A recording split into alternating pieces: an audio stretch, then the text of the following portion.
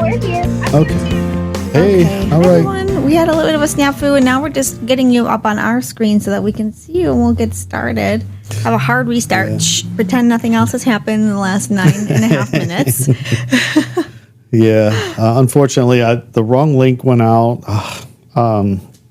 We'll address that for next week. Yeah. So for those of you joining us, and we'll see you're logging in a moment here, from our weekly reminders, you would have had the correct link. If you received an invite yesterday, our apologies, it had the link to the board of directors meeting, which you're welcome to attend if anybody wants to be recruited to the board. Yeah, right. Maybe we're manifesting good things, you know. Good point. Hey, this is the best part of being live. Right. I So, may be interested in joining. I might be joining some others as well. okay. All Cool. right. Well, we'll keep that in mind, Jamie. So we will, I guess we can get started while we're waiting for their faces to show up. And if you were sitting here in the studio with us, you would see a nice black screen. So we'll stare at it as if we can see your faces and or your boxes like Brady Bunch style. Yeah. And we'll just get started. Sound good? Sounds good. Okay, so hi everyone. Take 2 or take 100. I'm Jennifer, Executive Director, Amputee Aid. This is Carl Allison, founder of Amputee Aid. And this is session 5, 1, 2, 3, 4, 5 of Life Amplified, which is our weekly webinar. It is live here on Wednesday at 2 o'clock Eastern Time on Zoom. But we also record this. We send out the recording tomorrow or Friday. And we also post it on our social media accounts and on our YouTube channel. So for those of you joining us live, hello. And for those of you watching the recording, hello to you too. And please consider a live attendance any Wednesday at 2 o'clock Eastern Time so that we can engage with you in person. We can answer your questions. You can share information. If you just want to mute and turn off your camera and, I would say creep on us, but maybe you would say learn silently. That's okay too. No pressure, but having people live is also very helpful to us. Carl, do you want to introduce yourself a little bit and talk about, why you founded Amputee Aid, and then we'll get into our topic for today. Absolutely. So Amputee Aid was founded very simply to help facilitate the amputee community with resources, whether it would be finding, the financial means to help support somebody with a prosthetic, or just somebody to talk to, and basically everything in between. We're here for them. We want things to be open-ended, meaning there's nothing we wouldn't consider, Right. As far as being supportive and providing resources for that community. So it was an easy step for me because I am an amputee. Right. And I saw firsthand, what that journey looks like, what it feels like. And there's a lot of unknowns out there. There's not a lot of information. And that's what we're trying to do. We're trying to bridge the gap and allow people to have a resource that they can depend on, and which is why we have this wonderful webinar. Right. And one of the key themes I heard from what you said about the organization is that there isn't anything we wouldn't consider. And for many people in the amputee community, finances are a big deal. Yes. And last week we had a more lighthearted webinar. We talked about funny stories, things that happen, whether it's a good or a bad thing to say, Stumpy, what's a funny joke to laugh at, that kind of thing. And it was a more lighthearted webinar, although there were serious parts of it as well. Today, we want to talk more seriously about the financial side of life as an amputee, or life of someone living with an amputee. If you're sharing finances, helping pay bills. And this will be an ongoing discussion that we'll have over multiple sessions, maybe not in a row, but as the webinar develops. But today we wanted to start that conversation. So it'll be a little more serious, but always educational, informative, hopefully entertaining, although I am not a comedian, I aspire to be one. And so we're just going to share information about some of the things that we think about and ways that you can afford your life as an amputee. If you are attending with us now, if you have a comment, question, advice, you can either type it in the comments. Angie is behind the screen with us, and so is Lucho. They can share that information. Or when we do get your faces and your boxes on the black screen, you could raise your hand on the Zoom function, just press reaction, or don't hesitate to interrupt. I have a habit of interrupting people, so you can interrupt us too, okay? This is an informal discussion, but a more serious discussion than last week, right? Definitely. Okay, so, last week and the week prior, Carl, you talked a little bit about your upcoming surgery. Yes. your osseointegration surgery. Correct. And you had touched upon the cost of it Yeah. because for below the knee amputees, it's not FDA approved. And therefore, a lot of the costs are not covered either. That's correct. And so there has to be some creative steps around how to pay and how to navigate that cost world.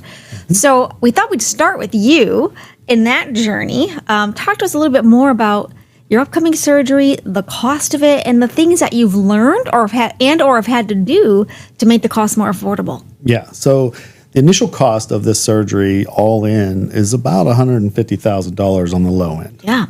So, Which is a lot of people's year-long salary, and for many people, two people in their household it's salary. the household income. Household in income. some cases. Or more.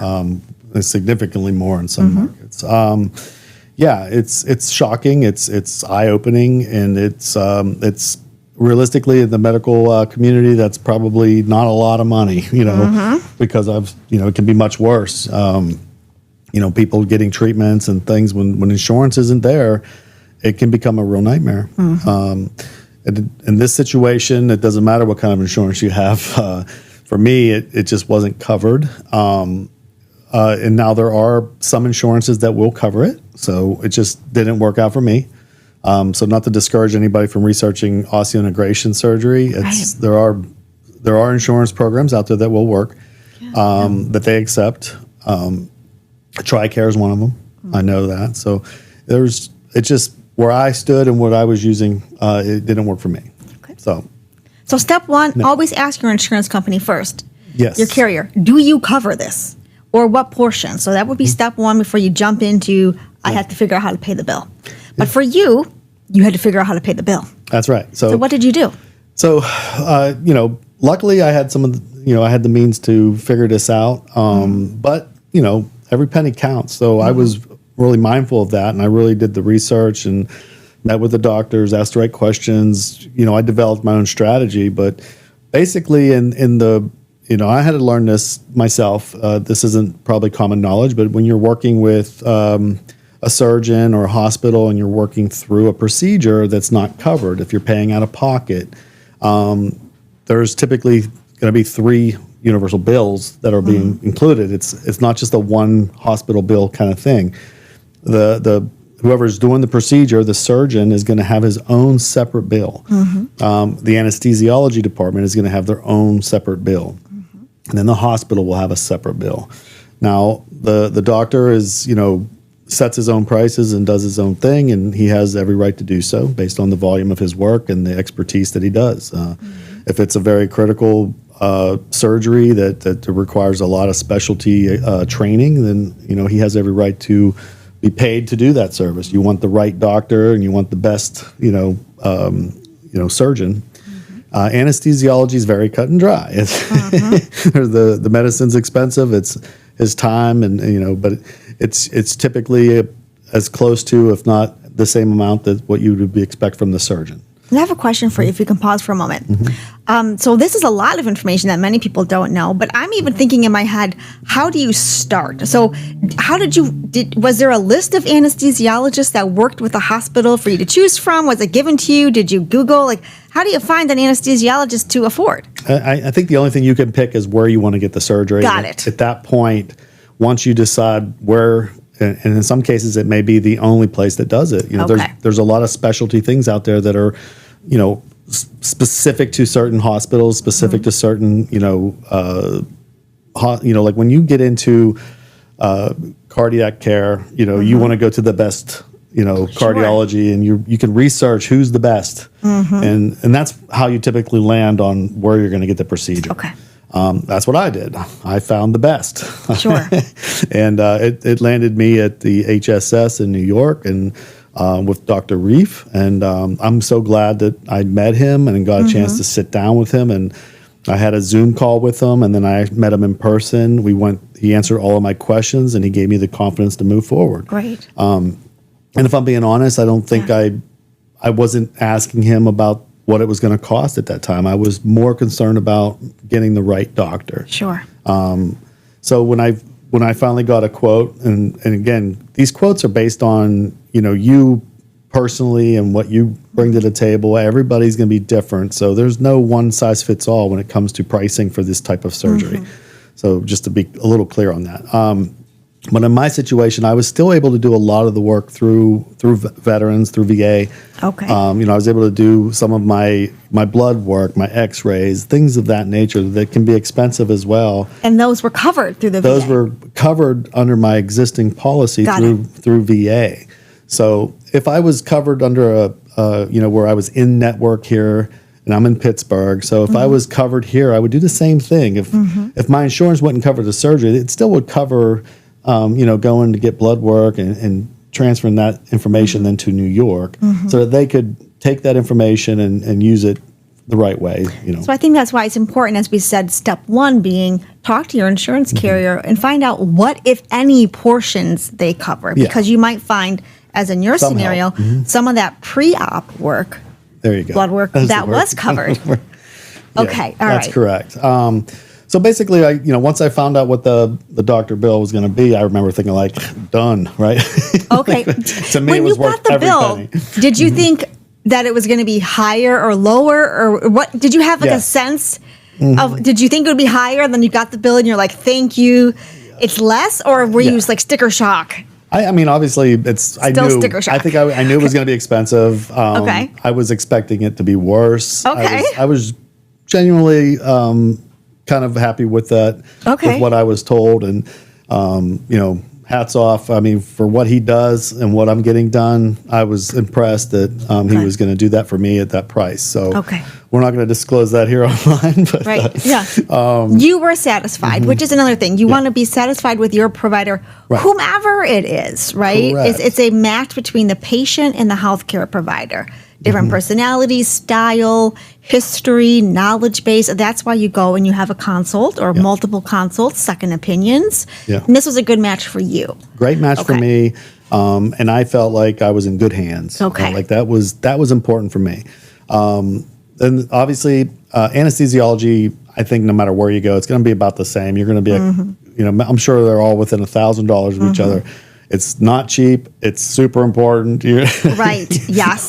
So not to downplay that part of it, but not a lot to negotiate. It's just a fee that's associated with the cost. Like that's not a. I wouldn't even say it was something that should have been negotiated. I think it was just like, this is what it costs. Here. For the anesthesiologist. Correct. And that was essentially kind of by default, that anesthesiologist was provided to you through the facility you were having your surgery at, right? Correct. So it wasn't like Googling anesthesiologist near me, like you do, like tacos near me for dinner. That's not what we're doing. You're going to rely on the facility where you're having your surgery to utilize their, what we would call vendors, but they're providers. Correct. Okay. All right. Yeah, you're not going to have a big choice of who they're going to use. At this point, you're settled in on the surgeon, and that's the most important part. Okay. So wherever he works, you're going to be dealing with the anesthesiologist that works with him in his department. And were you able to negotiate the anesthesiology bill at all, or was it pretty inflexible? No, it was very. It wasn't necessarily inflexible. It was just a very. I'm not sure I know the word for it, but it was. To me, it came across as this is the cost. It wasn't even it's not like it was a business center where they were marking it up. I felt, that this is just what it cost the hospital. This is what it cost them to have this service. And if I negotiated below that, I believe it would have cost the hospital money. And let's face it, they're not going to do it. No, right. So it's not like negotiating a used car sale where there's puffery and there's wiggle room. It's just, here's the cost. You're either going to do the surgery with this cost or not for the anesthesiologist. Correct. Now, you mentioned there's three buckets. There's the surgeon, anesthesiologist, and then what's the third bucket? It's the hospital. The hospital. So tell us more. So it's the hospital. I mean, you're going to pay for potentially a room that you have to stay in, any kind of tools that they have to use, equipment, bandages, whatever that may be, nurses, and then everything that's involved in that hospital is going to be put into a bill, and they'll give you an estimated good faith, quote. But once the procedure's done and it's you're going to get billed. And they're usually pretty close. But I will tell you, this is where the sticker shock comes in. Tell us more. Hospitals are financial institutions. They are not free. Right. There's a reason our insurance is what it is. Hospitals are not cheap. So for me, when I got the initial quote, I was shocked, and I was a little disheartened, almost to a point where I wasn't going to get the surgery. Really? And why was it? Was it because of the cost, total cost, or just the itemization? And you could kind of see, did it feel a little corporate like, or what was it? Just the cost. I mean, cost. Just what it was going to take to, and then I understand at that time, I didn't understand, this is where you can really negotiate. This is where you got to really dive in and you start considering what the hospital's up against, right? 90% of the time, the insurance company is going to call them back and negotiate. Right. And so this is a big important thing for folks to know is if you are not using your insurance carrier for this, you essentially become your own insurance carrier. And that's where the skill and willingness to negotiate matters. That's where advocacy comes in. Advocacy comes into play. I was kind of fortunate. I had somebody guiding me. You did. So when I say guiding me, I would say like, hey, what do I do here? So obviously we were in it together, me and my wife, right? So it was like, well, this is going to cost a lot more money than I thought. And she was the one that said, calm down. This is just the initial offer. Let me get more involved. And then she kind of led me down the right path of how to negotiate, what to ask for. And then what ended up happening, to be honest with you, it was almost cut in half. Okay? Really? So almost cut in half. And then on top of that, I was able to find out that there's a lot of different payment plans you can do. You could it's typically 0% interest if you could do it at a certain time period.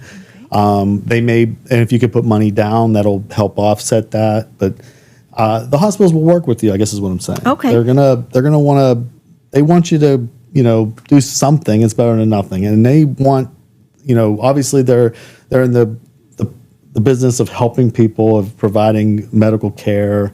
Doctors are there for a reason. They care. So nobody's trying to make it impossible, but at the same time, I think I understand what they're up against. Okay, I want to break this down a little bit because you mentioned a couple of things that resonated with me. The first one being talking with your significant other and kind of like pausing and thinking it through how we're going to approach this together. And I think that's a really important thing for people to think about is whenever you're making a big financial decision, to have someone who's either a sounding board, an advocate, a second brain to help you think about what to say, how to say, what's doable, rationalize with you. And I don't want to turn the conversation on me, but the first thing I thought about was when I was 18 years old and wanted to buy my first car on my own. I wanted a blue Volvo, brand new, when I was 18 and worked a part-time job. So I'm in there like, I'm getting ready to sign. My dad's, no, slow down, right? You want to have someone to kind of rationalize with you and think about it some more. What makes sense? But the second thing you mentioned is the ability to negotiate with the hospital. Walk us through how that happens. You just send an email back and say, how about this price? Like, how do you do it? How do you do it? I'm assuming the answer is no. I recommend calling back and saying, are you crazy? Start there. Start strong and start making everybody mad right off the bat.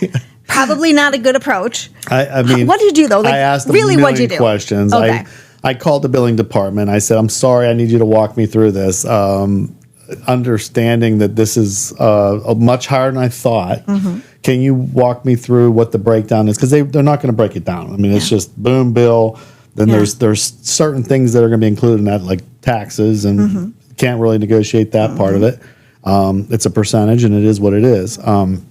However, after really diving a little deeper and having a conversation with the person who was tasked with getting this bill to me and then making me understand it, there was a lot of things that came up, like, oh, well, you're not going to want to put this on a credit card, right? Because it, medical debt versus, consumer debt are two completely different animals. There's the side of this where they were like, but we have other programs here. We have, there's care credit. There's other companies out there that specifically focus on, loans for medical procedures. So you could research that and, and then you got to figure out, well, which one's the best? They're all going to be banks in the end of the day, right? But the hospital is not a bank. They are a financial institution, meaning that they're a profit center. So they want to get paid for their services. But if you're willing to just work with just the hospital and not have to go through a bank or through traditional loans, I think you're going to be better off. I think you could focus on that. create a payment plan with the hospital that's that you're comfortable with. Right. And I don't see them saying no. I'm not saying they won't, but I'm saying ask. If the only way you could afford the procedure, and it's something that's really important to you, is to drag it out for 4 years and make this much money, and I can afford to make this payment, it's no different than negotiating that car that you wanted to buy. Right. You can find a way to make it affordable for yourself, and if you're struggling with that, I think that's what we stand for as well.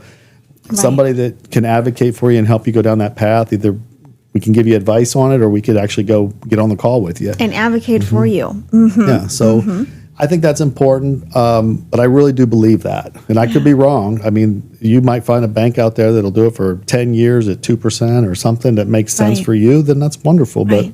But I just felt like keeping it in-house allowed me a little more peace of mind I knew I was going to pay something. Right, I'm getting this wonderful surgery that's going to make my life better.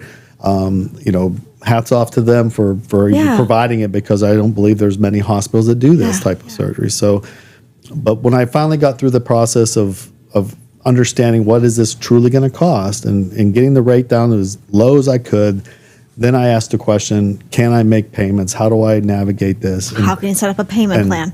They were very good at walking me through what that would look like. They answered all my questions. I felt more reassured and understanding the process, and I think that's what's important. You got to talk through it with them, and then you can make a decision. Now you have all the facts.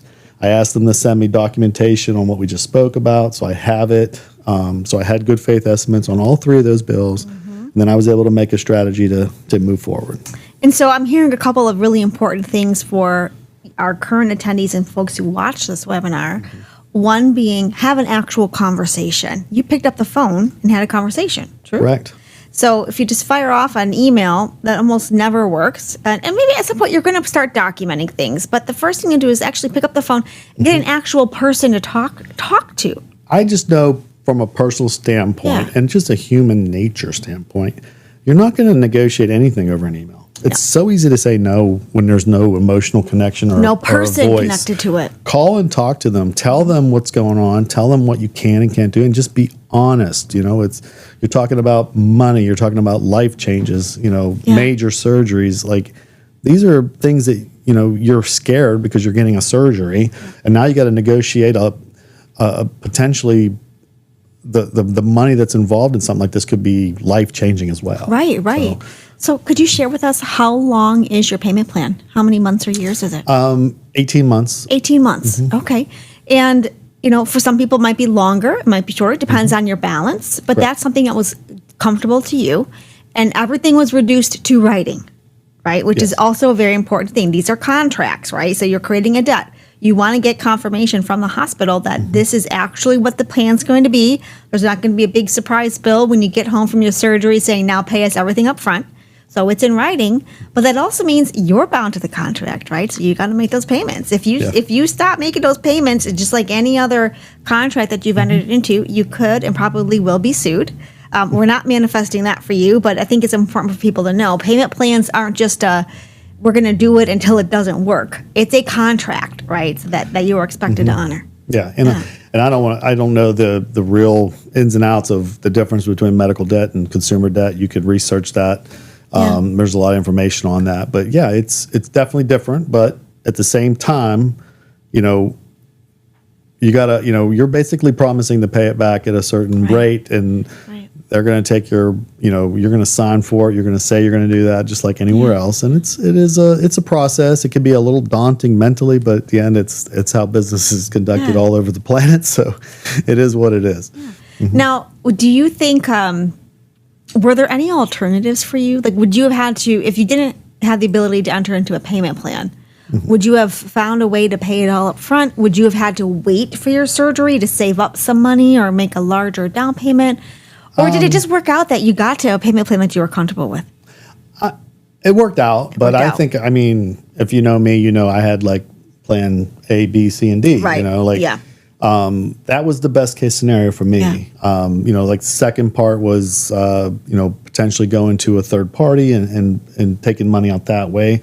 And I actually did. I was pre-approved. I could have done it that way. Sure. The terms were longer, but there's interest involved. It would cost me even more if I did that. Did I have enough cash to do that? Do I want to?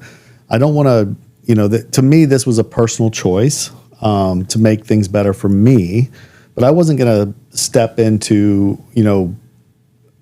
it's one thing if I'm taking on debt personally, that still affects my family. It still affects our income.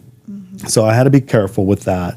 But at the same time, I wasn't trying to, even if I had the cash and I wanted to just write a check for it, I don't think I would have, because I think that's, I wanted to protect it. That's our savings. That's our future. Right. I have other things that I have to consider.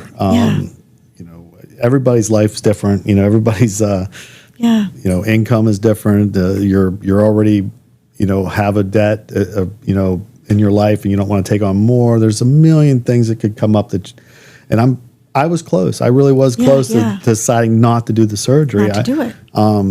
It was a tough choice, but I think, I weighed the options. You try to think about the cost of the surgery versus the next 4 years, what's going to cost me. Right. So there's a balance there. Yes. I felt like it was worth it. I had the means to do it, so I made the choice. And I had full support from my family. So that's really, if I had to give anybody advice, those are the things you need to think about. Yeah. And we're going to come back in a moment and talk about the cost of the next 4 years or more without the surgery, because those are also costs that many folks in this community struggle with. But I think this is a good time to remind everyone that, lots of people they get a little squeamish talking about money, or they don't want to talk about it. They get embarrassed. They don't want to have all their financial information out there. They might have had identity theft in the past, so they're worried about sharing their information, or they're just not comfortable with it. But as the old saying goes, the answer is always no unless you ask, right? You have to ask, and you should not feel embarrassed to ask the questions. Because for some people, if you just assume there isn't another option, you might preclude yourself from getting a surgery or a device or a procedure that is life-changing, right? Correct. And if you're not comfortable asking and you come across as kind of timid or shy about it, you might cave very quickly when you're negotiating those costs too, right? Yep. So we're not saying go in there guns blazing like a bull in a china shop. This is, take my offer or leave it. That's not going to help either. It's a negotiation. It's a give and a take. But you should not feel embarrassed to ask those questions or to share your financial means. Yes. And if you are uncomfortable, that's where an advocate, someone at our organization or another organization, a loved one, a caregiver, a friend, your best confidant can be a huge asset, which it was for you. 100%. And another thing I think we should point out here is I've been researching this and talking about this for a long time. My surgery is scheduled not even 3 weeks from now, I think. Oh, my gosh. Close. So the 29th of August. But I'm going to go ahead and tell you, up until yesterday, I spent zero money preparing for this. I put a lot of time into it. Maybe my time's worth something, but I didn't write any checks. Yeah. I was researching, asking questions. I spent some money. I had to go, drive up to the hospital, spend a day there to talk with him. But my point is up until yesterday, I could have changed my mind. Right. And it wouldn't have, changed the outlook or, me financial burden or anything. So you have time. I guess what I'm saying is do the research. If you're interested in this type of surgery or any type of surgery, go forward until you don't go forward. You have time so you can make a great decision. Don't rush it. Ask the right questions. And yes, by all means, get as many people involved as you can so that you don't miss anything. Listen to what people are saying. Find out who else has had the surgery and call them and talk to them. Don't just take anybody's word for it. Do the research and then you'll feel better about it. You can make an informed decision. But it's a lot to take in. It's so much more than just the financial side of it. So when you finally do make a decision, you can move forward with some peace of mind. Yeah. So what I'm hearing you say is invest the time now to have a better financial outcome and be more confident in the decision that you make. Correct. And hopefully have a procedure that's going to be life-changing that you might have thought you can't afford because you Correct. weren't investing the time to do the research and to really think it through. I think for many people, an important part of entering into a payment plan is creating a budget for yourself post-surgery. So weaving that cost in, right? So which means, okay, how am I going to weave this into my car payment, my grocery payment, which is probably going up, right? My additional medical care, holidays, clothing, right? So this is, if you don't already operate your life on a budget, this would be a good time to learn that skill as you're negotiating your payment plans, so you know that you have the ability to pay for your surgery after the fact. Is once it's done, you can't say, well, can you take it back, right? You're stuck with the payment, right? That's correct. Okay, all right. Now, I want to turn to, you mentioned care credit. Yep. And I want to turn to a larger discussion about what care credit is and how that can apply not just to surgeries, but other procedures, maybe getting your first prosthetic, a different prosthetic, a new socket. And Angie, who is behind our screen, are you there, Angie? Okay. We're going to have her chat because, we can hear her. Can you hear her? Yes, I can. Okay. Someone on Zoom who's on with us live, give us a thumb up or a heart or a comment or something, a celebration symbol to tell us if you can hear Angie. Angie, say hi again. Hello, everyone. Okay. Yeah, I see some thumbs up. Hey, thank you, Sophia. Okay. So, Angie, we received some comments before our webinar started talking about care credit and what it is. And could you talk to everyone a little bit about what care credit is and when someone who's an amputee might use it? Absolutely.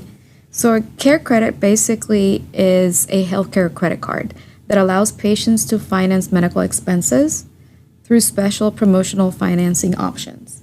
And they have several options. Just like Carl mentioned, some of them could be up to 12 months, 0 interest, 24 months, 36 months. There's a bunch of options there that they have. And you not only can use it for surgeries, but you can also use it for mobility aids or physical therapy as well.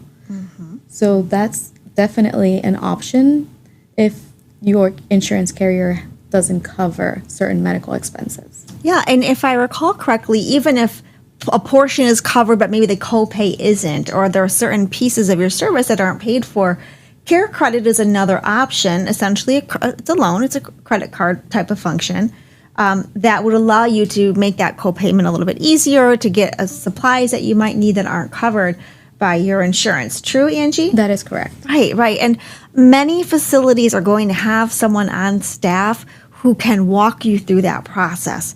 How to apply, what makes sense for you, whether it's doable or not doable. So you'd want to talk to your facility. Care credit is probably hands down, and this is not an ad for care credit. No, they don't support us at all. It'd be great if they did. We'd like to. I will tell you, it would probably take you less than 30 seconds to apply for care credit. Yeah. And you get a response immediately. It's on their website. It's simple. It's very basic. It doesn't ask for a lot of information. It's like your typical, what do you make? What's your income? What's your name? What's your address? What's your social? And then they punch back and they let you know what they can do for you.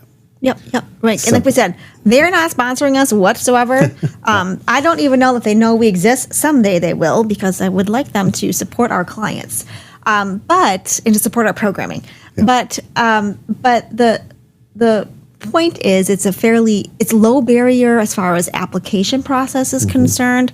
But it does still operate as debt, and over a certain term, probably interest. It depends on the type of financing you get. So you want to treat it accordingly, right? We want to make sure it's still financially doable to you, that it's not going to significantly impair your household income, that you're going to start thinking about what your budget will be post that procedure or post that purchase, so that it makes sense and you're not defaulting, right?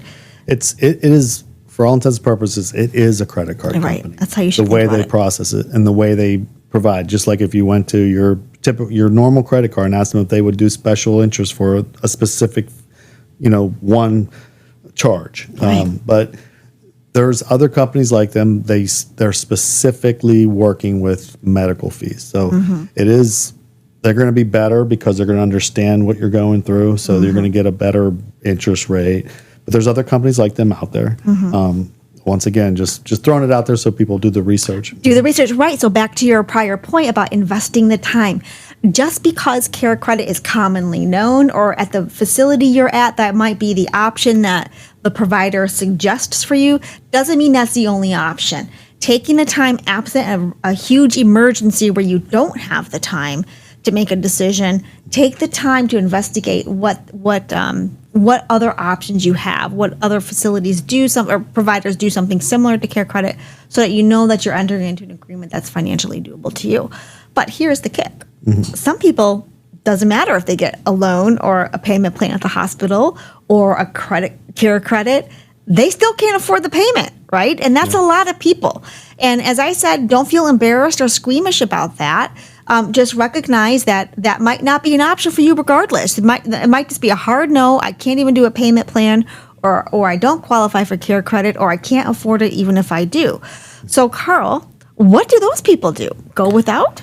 No. So we don't want them to go without, although many people do, right? They just assume I don't have any options, but there are options, right? There are options. Amputee Aid might be one of them. We are one of them. Yes, So yes. We would love to advocate and help support or find the funding for you, even if it means raising capital to do that for you. Right. There's a million ways to do that, even if it's just to assist in getting you over the, what you can afford. Like if you came to us and said, it's $50,000, I can only afford 20. Okay, so we got to go find $30,000. That's I'm just throwing some rough numbers out there, but yeah, that's not an agreement to give anyone $30,000. Just to be clear. But there's another option. If your insurance provider doesn't provide, there are other insurance companies out there. You're not stuck with an insurance provider. Right. Maybe you could go get us if your insurance is covered by your employer. That doesn't mean you can't get another option that is covered. That's why it's so important in the discovery process of research that you talk to the doctors and find out what do you accept, what kind of insurance are you working with. Most of them are going to pick up anything, at least some of it. So you have to find that may be another deciding factor of where you get the procedure or why you got it there, local, in network, out of network, whether or not it's functional, whether they don't accept any insurances. But just keep looking, and if you need help with that, call us. Right, and on that point about different insurance carriers, with the way the Affordable Care Act and federal health care legislation is changing and is in a state of flux, whatever your politics are, it does not matter for this conversation. We just have to recognize that things are changing. Yeah. Please, whatever you do, don't drop your insurance carrier until you know that one you want to go to is right for you. Okay, so you want to look at things like waiting periods, what is covered, what the cost would be, how you existing as a current amputee might affect the types of coverages you have and for how long. Those are things that are often changing with the way our government is working right now. So just keep that in mind. You don't want to drop one and just assume you're going to get another one. Yeah. You want to make sure there's a seamless transition there. Good point. Talk to an insurance carrier for more specific advice based on where you are living, right, and what your needs are.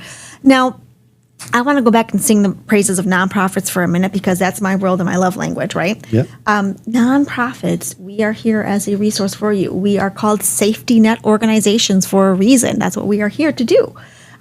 There is another option, which is many clinics, right? So your OP clinics, many of them have hardship forms and hardship waivers.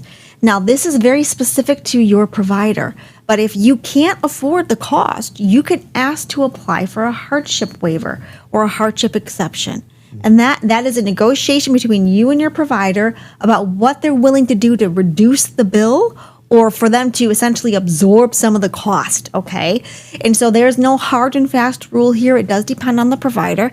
It depends on your relationship with the provider. If you are a long-term client, they want to see you back and they want to continue treating you, it's more likely that they're going to reduce that bill or absorb some or all of the cost to it, right? So it doesn't hurt to even ask at the provider level, do you have a hardship option for me? Is there a way that I can negotiate a reduction or a reduced bill or a zero bill for this specific procedure or this specific portion of a cost? Because to be frank, nobody wants an amputee to go without a prosthetic. We don't want that. Or to go with a prosthetic that doesn't fit no matter how many socks you put on your sock, right? We don't want that. So, but it's good to ask. As I said earlier, the answer is always no unless you ask. Yeah. But if that's not an option for you, or they've met their quota for hardships for the year, which often happens, they have a budget. So if you're asking at the end of their financial year, it's probably less likely you're going to get one. Or the cost isn't doable for you, reach out to a nonprofit. Amputee does this. That's why we were founded by Carl. There are other nonprofits that do similar work to ours. And our goal is to raise money to get your bill paid, whether it's a basic prosthetic, a running blade, a scooter that we just spoke with someone about yesterday, just for a mobility aid. Those are things that we can help as well, right? Also want to point out we're not using amputee aid money for my surgery. No, that is true. Yes, but we are using you for content. So we will be using your surgery for content and to inspire donors to donate to our cause. But no amputee aid funds are going to your surgery. That is true. But we do use those funds to provide legs, hands, as I mentioned, a scooter, mobility devices, replacement sockets for clients. Adaptive equipment, transportation costs, right? As you mentioned when we started, we want to provide for all of those needs, not just basic, simple needs, right? Because we want everyone to live the life that is most meaningful and comfortable to them, right? Exactly. So options, and then I'd love to hear if anyone has any questions or comments.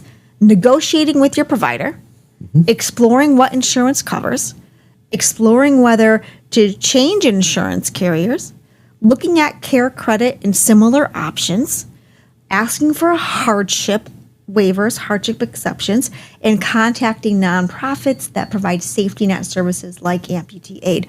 So and those are just the start. We're going to have more sessions like this where we talk about more specific things, how to choose a particular prosthetic provider, how to negotiate the cost with your provider, what socks make the most sense for your limb. Like, we can get into all of those, but this is a more kind of broad brush discussion about negotiating and getting people mentally prepared to negotiate on their own behalf. There you right? go. Okay, so on that point, do we have any questions for the folks who are attending live? Comments?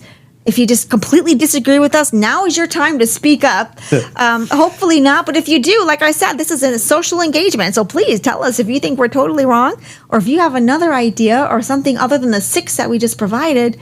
This will be the time to share. You can put in the comments or you can unmute yourself. And if not, for those of you who are watching our webinar, we include our contact information. Okay, info@amputee-aid.com. You can email that information in. We'll try to share it under the post for this webinar, or we'll roll it into another newsletter or another webinar session. So for Lucho and Angie, who are behind the screen, do we have any comments or any tips or advice or questions from anybody who's attending our webinar live?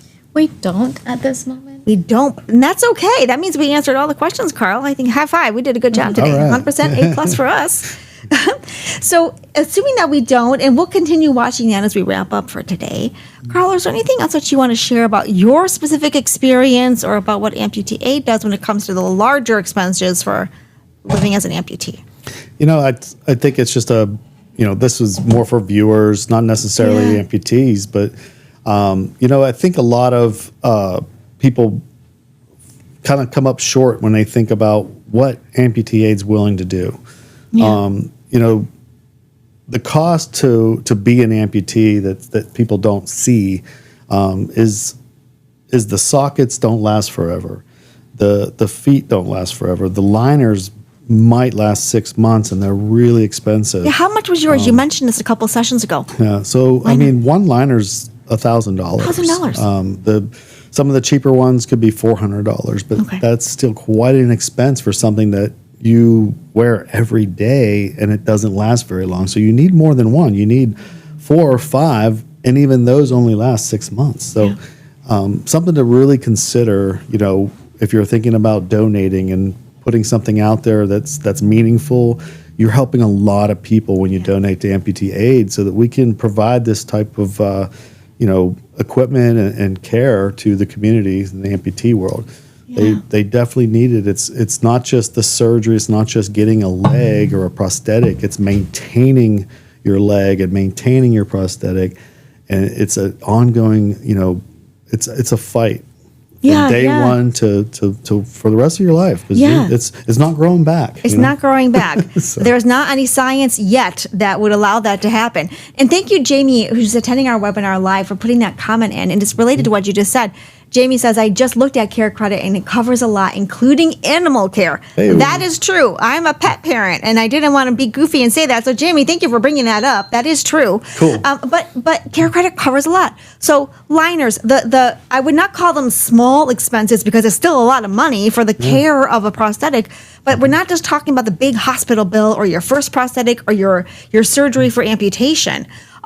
Or care to prevent amputation, for that matter. Yeah. Care Credit covers a lot of those smaller but still very large expenses. Yeah. So thank you for pointing that out, Jamie. I really appreciate you doing that. Yeah. Yeah. So, I think this is a helpful kind of starting of our conversation. As I said, we're going to have more sessions that talk about specific finances, but just to get people thinking about, thumbs up. Thank you, Jamie.